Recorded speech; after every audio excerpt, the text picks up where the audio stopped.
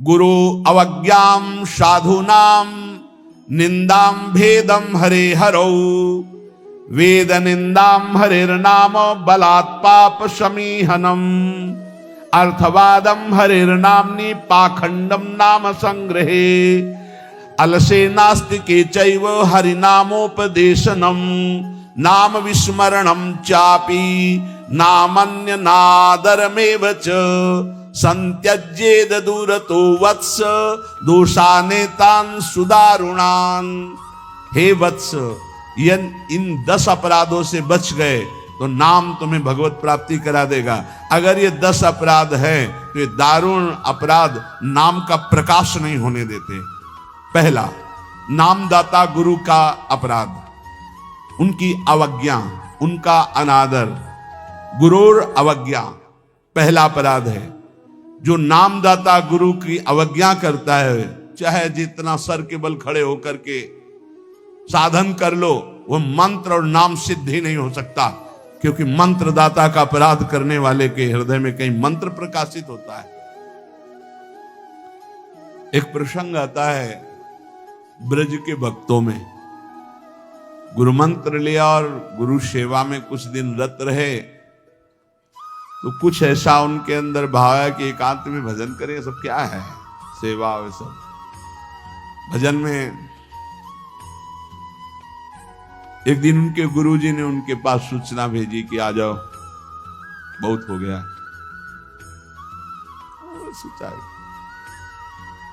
और गुरुजी कुछ दिन में पधार गए,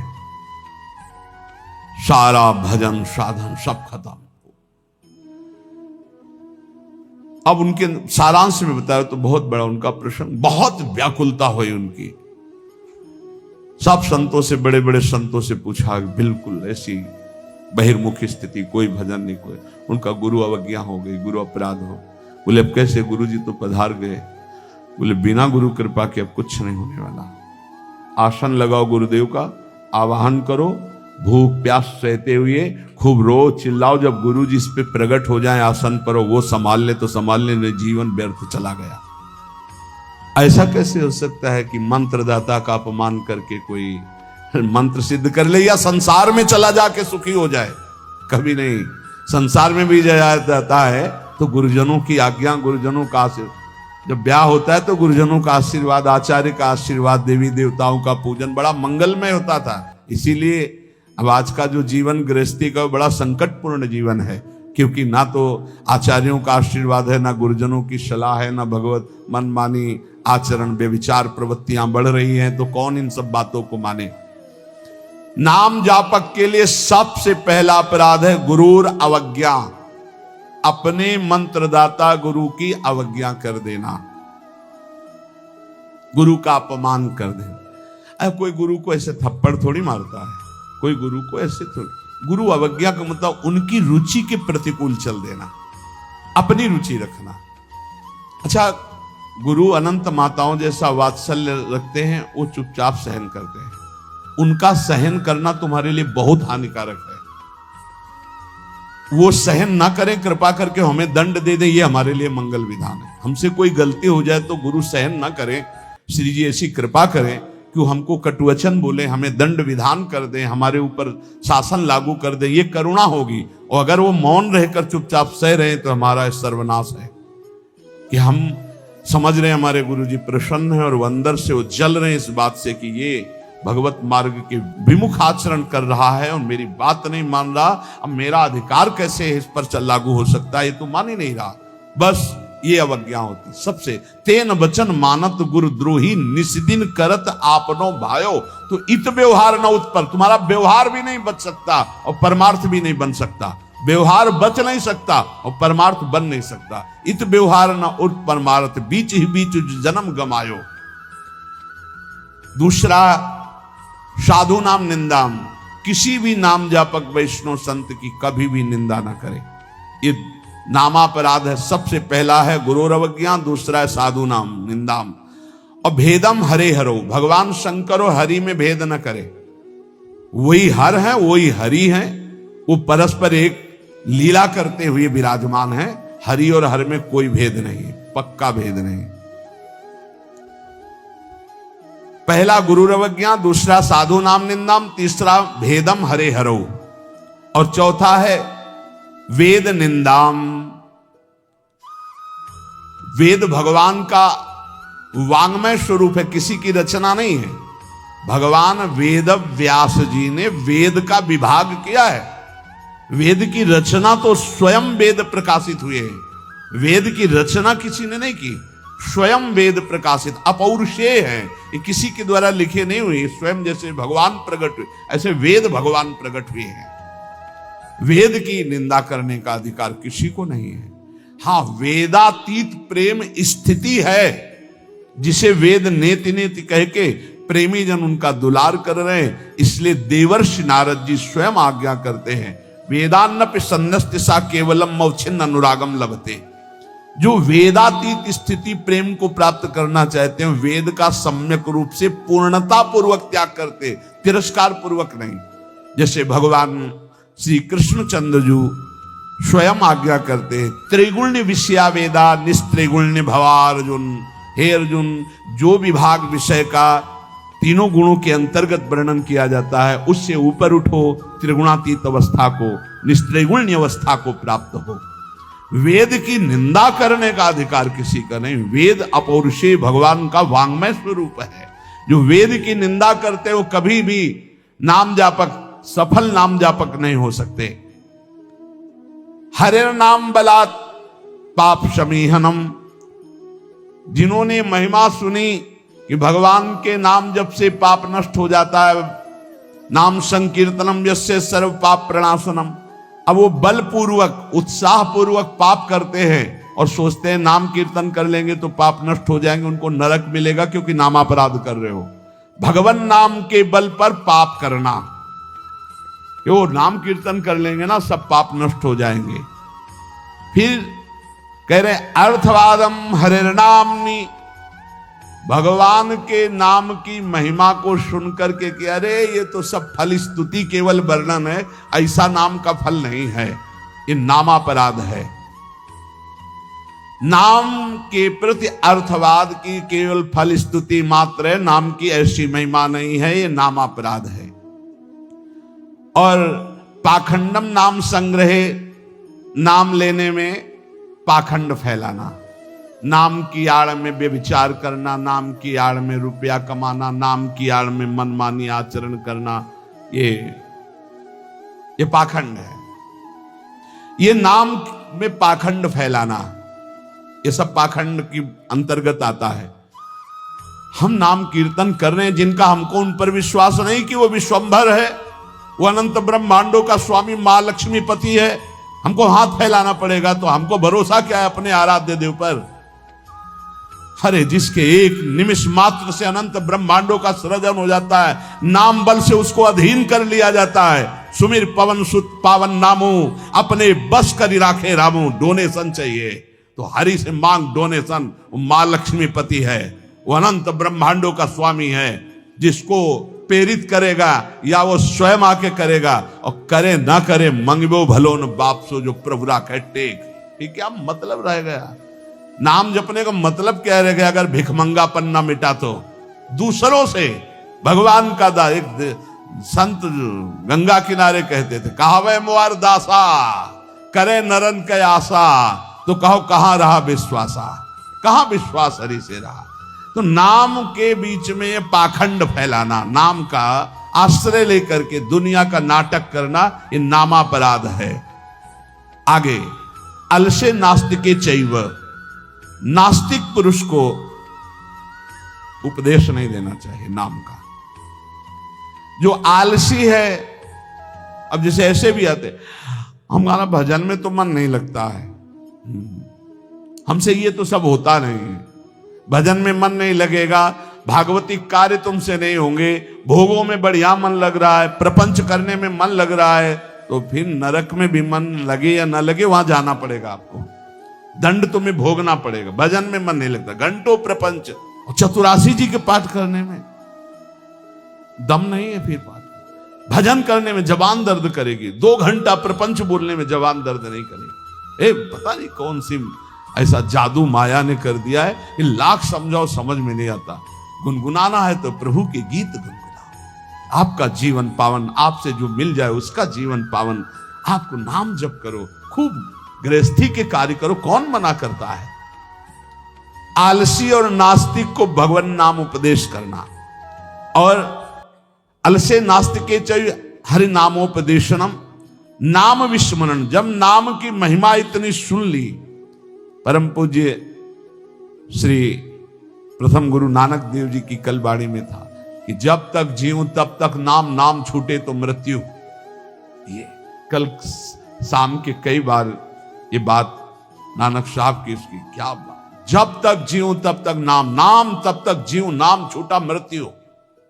ऐसा नाम से प्रेम, भगवान नाम की महिमा सुनकर नाम न जपना, नाम को भूल जाना, और नामान्य अनादर मेवच, नाम का अनादर करना। जैसे चर्चा की कि अपनी दुकान खूब चले इसलिए नाम छाप दिया, रूप छाप दिया भागवतिक, या ऐसे आप कार्ड विवाह के छाप दिए जिनमें नाम है, रूप है, भगवत भाव, या आप अपनी गाड़ी पे नाम लिख दिए, पीछे लिखा है मोटरसाइकिल में श्री हरिवंश या राधा, और जूता सहित ऐसे टांग उठाकर उसमें बैठते हो। तुम्हारी दिमाग है, इसमें लिखा है देखो, नाम में अनादर में वचे, नामापराध कर रहे हो। जो तुम्हारे हृदय में चलना चाहिए वो तुम्हारे वहां ऐसे पानी डाला, तुम्हारे जूते में बह के आ रहा है। वही नाम का जब हम अभिषेक करते हैं तो चरणामृत लेते हैं। नाम का अनादर करना है नामापराध। इसलिए बहुत सा यहां लिखे राधा राधा, राधे राधे कपड़े में, उसी बाथरूम में जहां लघु शंका करते हो उसी राधा नाम का कपड़ा धो रहे हो। जानते हो क्या कर रहे हो? नामापराध कर रहे हो, नाम का अनादर कर रहे हो। उसी राधा नाम का हम चरणामृत लेते हैं। इसीलिए अगर कोई वस्त्र ऐसा है, चद्दर राधा नाम का, वस्त्र राधा नाम का, तो यमुना जी में यहां आकर के, नहीं तो कभी मत धो, केवल पहन लो, टांग लो, दर्शन करो, उसको प्रयोग में लाओगे, धोगे उन बाथरूमों में संसार के जहां लघु शंका करते हो, जहां स्नान करते हो बहुत होश में। तो ये 10 नामापराध सनत कुमार जी कहते हैं, इनसे बच जाए तो नाम का फल मिलता। पहला है गुरु का अपमान करना, दूसरा है साधु महात्माओं की निंदा करना, तीसरा भगवान शिव और हरि में भेद करना, चौथा वेद की निंदा करना, पांचवा भगवान नाम के बल पर पाप करना, छठवां भगवान नाम की महिमा को अर्थवाद समझना, सातवां नाम लेने में पाखंड फैलाना, आठवां आलसी और नास्तिक को भगवान नाम उपदेश करना, नवां भगवान नाम की महिमा सुनकर भगवान नाम न जपना, और 10वां नाम का अनादर करना। वह परमात्मा नीचे है, ऊपर है, वही पीछे है, वही आगे है, वही दाहिने, वही बाएं है, वही सर्वत्र है। जो ऐसा जान जाता है, न पश्यो मृत्युम पश्यति, न रोगम नोत दुखाताः, सर्वाः पश्यः पश्यति सर्वमाप्नोति सर्वस इति। जो ऐसा अनुभव कर लेता है, गीता जी, बहिरंतश्च भूतानाम अचरम चरमेव च, सूक्ष्मात् तद्विज्ञेयम् दूरस्थम चान्तिके च तत्। वो दूर है, वो बहुत नजदीक है, वो बाहर है, वो भीतर है, वो ऊपर है, वो नीचे है, वो समस्त भूतों में है। ऐसा जो अनुभव कर लेता है वो जीवन मुक्त महापुरुष होता है। तो या करें, न पश्यो मृत्युम पश्यति, मृत्यु की ताकत नहीं, उसको देख ले जो ऐसा अनुभव कर लेता है। इतनी ऊंचाई पर होता है कि मृत्यु का प्रहार स्पर्श भी नहीं कर सकता। न रोगम, कोई रोग उसे दुख नहीं पहुंचा सकता। नोत दुखता, कोई भी भयानक विपत्ति दुख इसका स्पर्श नहीं कर सकती। समझो इस बात को। यदि भगवत प्राप्ति हो गई तो कोई भी दुख, कोई भी रोग, कोई भी शोक, कोई भी भयानक विपत्ति।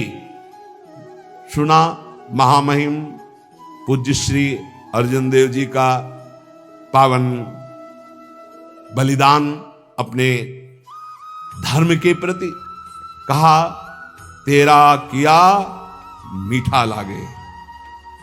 5 दिन की जो यातना सुनी, थर्रा गया हृदय केवल सुन करके। और वो महापुरुष की मुस्कुराहट में कोई अंतर नहीं।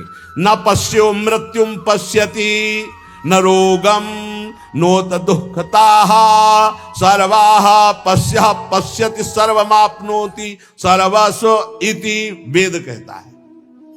मृत्यु भी उसे देख नहीं सकती।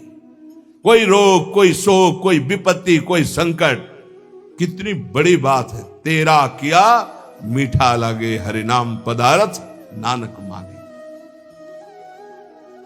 विकल हो जाता है हृदय से महापुरुषों का कितना बड़ा भयानक पीड़ा का समय, और उनको कोई कष्ट का आभास। ये देखो वेद कहता है न पश्यो मृत्युम पश्यति, मृत्यु की ताकत नहीं कि उसको दुख दे दे, रोग की ताकत नहीं, भारी विपत्ति दुख की ताकत नहीं। जो देखता है क्या, आगे पीछे ऊपर नीचे सर्वत्र मेरा भगवान। वो क्या कह रहे, आप में इतनी सामर्थ्य कि आप पूरे तख्त को भस्म कर सकते, मुझे आदेश करो। वो पीर मियां मैं भस्म कर देता हूं, तो उनका नहीं, वाहेगुरु का किया सब मीठा लगे। वाहेगुरु परमात्मा परमेश्वर उनका किया सब मीठा लगे। वाहेगुरु का विधान बड़ा मधुर है। वो कहे बड़ा, सोचो ये बौद्धिक स्तर कैसे समझ पाएगा उन महापुरुषों की स्थिति को। ये वेद बता रहा है न पश्यो मृत्युम पश्यति न रोगम नोत दुःखताः सर्वाः पश्यः पश्यति सर्वमाप्नोति सर्वस्य इति। बोले स्थिति कैसे प्राप्त होती, ये सनत कुमार जी के वचन है। बोले आहार शुद्धौ सत्व शुद्धे सत्व शुद्धौ ध्रुवा स्मृति स्मृति लंबे सर्वग्रंथि नाम विप्रमोक्षः। जिसका आहार शुद्ध है, चरित्र शुद्ध है, आचरण शुद्ध है, वही महापुरुष स्मृति को प्राप्त होता है।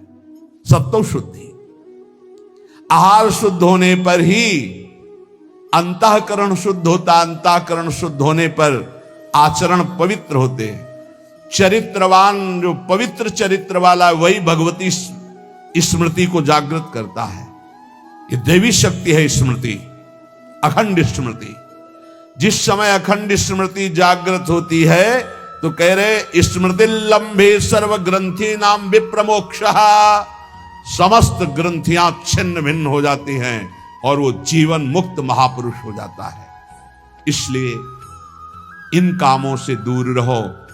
निवृत्ति ही श्री सनत कुमार जी का उपदेश, निवृत्ति कर्मणः पापात् सततम पुण्यशीलता सदवृत्ति समुदाचारः श्रेय एतदनुत्तमं मानुष्यम सुखम प्राप्य यह सज्जाति समुह्यति नालम स दुःख मोक्षाय संगो वै दुःख लक्षणाः। भूल कर भी कोई पाप कर्म मत करना, नहीं तो ये नष्ट कर देगा। कोई और नहीं, तुम्हारा पाप कर्म ही तुम्हारी बुद्धि में बैठकर या अन्य की बुद्धि में बैठकर तुम्हें दंड दे देगा। सदा सत्कर्म करो, सदाचरण करो, पाप कर्म से डरो। सनत कुमार जी के साधु पुरुष जिसे आदेश करते हैं कि ये करना चाहिए, वही बर्ताव पुण्य कहलाता है, और जिसे कहा जाता है ये नहीं करना चाहिए, वही पाप कहलाता है। उत्तम आचरण करने वाले बनो, सदाचार पालन करो। जहां सुख का नाम नहीं है, ऐसे मानव शरीर को पाकर विषय भोगों में रत जो होता है, वो अज्ञान में डूब जाता है। विषयों का संयोगी सीधे नरक गमन। त्रिविधम नरकस्येदम द्वारम नाशन्मात्मनः कामः क्रोधः तथा लोभः तस्मादेत्रयम् त्यजेत्। काम, क्रोध, लोभ, मद ये सीधे नरक पहुंचाते हैं। सीधे कामः क्रोधः तथा लोभः। और गोस्वामी जी कह रहे काम क्रोध मद लोभ सब ये नाथ नरक के पंथ। यही रास्ते हैं, ये नरक पहुंचा देंगे। इसलिए इस मानव शरीर को पाकर विषय भोगों में जो आसक्त होकर अज्ञान मोह में डूब करके अपना समय नष्ट कर देता है, वो कभी दुख से छुटकारा नहीं पाता है। इसलिए नित्यम क्रोध तपो रक्षेत श्रियम रक्षेत च मत्सरात्। विद्याम मानवा मानाभ्यामात्मानं तु प्रमादतः। मनुष्य को चाहिए, साधक को चाहिए कि जब उसका भजन बढ़ता है तो उसके भजन को नष्ट करने के लिए, तप को नष्ट करने के लिए क्रोध बहुत बढ़ जाता है। इसलिए क्रोध के द्वारा अपने भजन और तप की रक्षा करे, क्षमा के द्वारा। जहां क्रोध हो तो समझ लो भजन तुम्हारे नष्ट करने के लिए ये लीला की गई है माया के द्वारा। क्षमा कर दो, चुप हो जाओ, शांत हो जाओ। कल एक उपासक बहुत अच्छे सुलझे हुए, उनका जब कोई हमें ज्यादा सताता है तो हम ये कह देते हैं, देख लेना श्री जी तुम्हें देख लेंगे। और फिर बोले जो उसकी दुर्दशा होती तो थोड़ा अच्छा लगता है कि हाँ भगवान हमारी सुनते हैं। हमका गलत भैया गलत, सब मिटिया मेट हो रहा है। ये जो साधन भजन करो सबका प्रयोग हो रहा है, तुम्हें आनंदित नहीं होना, तुम्हें रोना है कि ऐसा क्यों हो रहा है।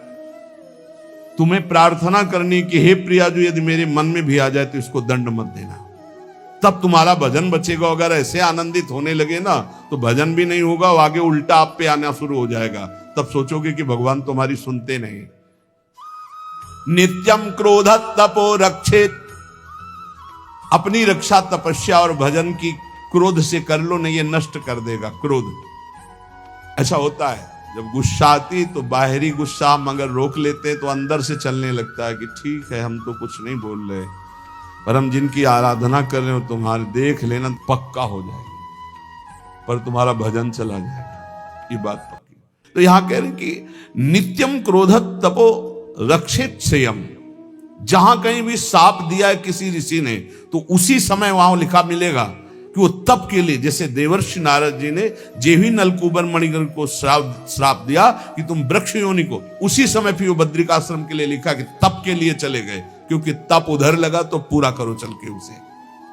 भजन करना बहुत कठिन है, करके बचाना बहुत कठिन है, क्योंकि जहां आप भजन बढ़ाएंगे तो माया आपके भजन को छीनने के लिए प्रतिकूल व्यवहार करने वाला भेजेगी और आपको क्रोध दिलाएगी। यदि आप क्रोध नहीं दिलाए तो चतुर बचा ले गए भजन को, और अगर गुस्सा आ गई तो अहित तो उसका हो ही जाएगा, पक्का है जो आपको क्रोध दिला रहा है, लेकिन आपका भी अहित हो जाएगा क्योंकि आपका भजन क्षीण हो जाएगा।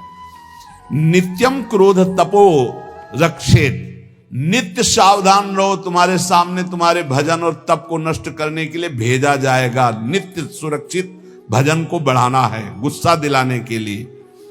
रक्षित श्रियम रक्षेत च मत्सरात, जो भागवतिक ऐश्वर्य प्रकट होता है उसका नाश हो जाता है दूसरों पर ईर्ष्या करने से।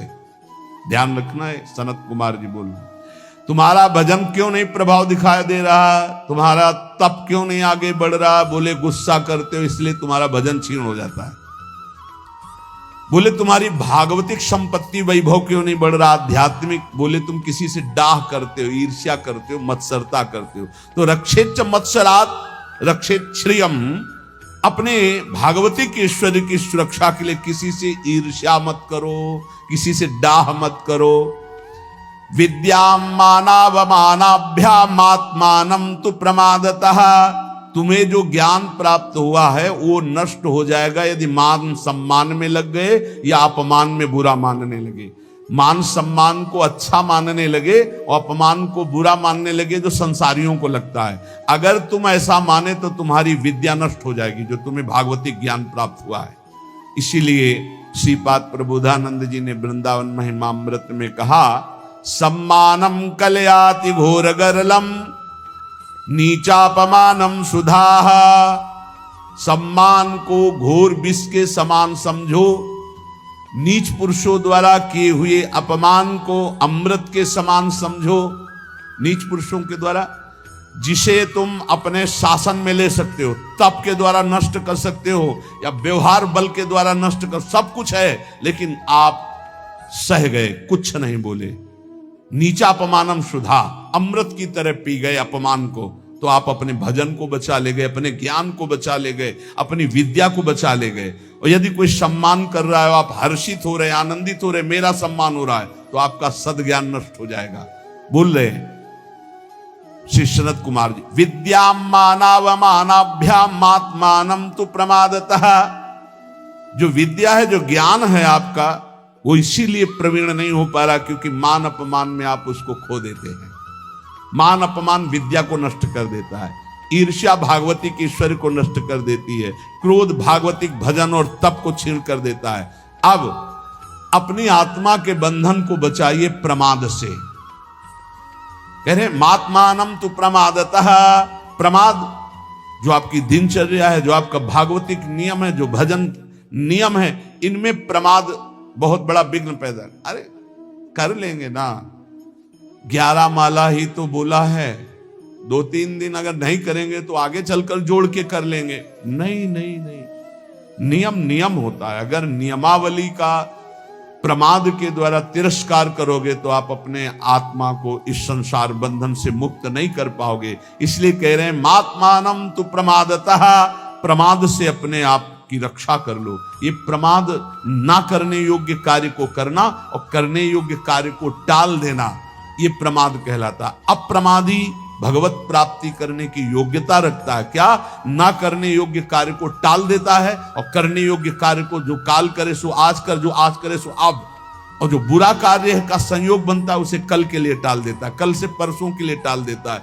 वो उसको टालता रहता है बुरे भाव को, और अच्छे भाव को तत्काल करता है, उसे अप्रमादी कहते हैं। जो प्रमादी होता है वो अच्छे भाव को कल के लिए टाल देता है, बुरे भाव को तत्काल कर लेता है। तो इससे आत्मबंधन उसका दृढ़ हो जाता है। आनशंस्यम परो धर्मः क्षमा च परमं बलम्, आत्मज्ञानम परम ज्ञानम सत्यम ही परमं हितम। सबसे बड़ा विश्व में बलशाली कौन है? जो क्षमावान है। जो आपके प्रति अपराध करे आप क्षमा कर दो तो आप बहुत बलशाली हो, आपके ऊपर भगवान की विशेष कृपा होगी। और ज्ञान कौन श्रेष्ठ है? जो आत्मज्ञान, सर्वत्र मेरे प्रभु विराजमान है, ये भक्त का ज्ञान होता है। सर्वान वस्तुतया निरीक्ष, और ज्ञानी आत्मस्वरूप अपने में सबको देखता है। और सबसे बड़ा मित्र कौन है? सत्य। सत्य ये सबसे बड़ा मित्र, जो सत्य को स्वीकार करता है। मानो बहुत प्रिय मित्र हमारे साथ है, वो सत्य तुम्हारी रक्षा कर लेगा, सत्य तुम्हें समस्त विपत्तियों से बचा लेगा। संचिन्वन्ने कमे वैनम कामानाम वितृप्तकम व्याघ्या पशुमिवासाद्य मृत्युरादाय गच्छति तथाप्युपायं संपश्ये दुःखास्यास्य विमोक्षणे। अय उपासक तू ऐसा समझ, सनत कुमार जी कह रहे हैं, जैसे नवीन नवीन घास को देख करके हिरन और हिरनी खूब चरते हैं और विलासिता में मगन हैं, उनको पता नहीं कि व्याघ्र उन पर निशाना लगा चुका है, सिंह उन पर दृष्टि रखे है और अचानक आकर उनको दबोच लेता है। वो अतृप्त रहते हैं, हरी हरी घास चरते हुए हिरनी के साथ भोग विलासिता में अतृप्त ही मृत्यु रूपी दंड उन्हें प्राप्त हो जाता है, सिंह उन्हें फाड़ देता है। ऐसे ही तू जो भोग विलासिता में नए नए भोगों की चाट में मगन है, काल रूपी सिंह तेरे पर निशाना लगाए और तुझ अतृप्त को मृत्यु दंड देकर हटा देगा, इन सब से हटा देगा। इसलिए सावधान।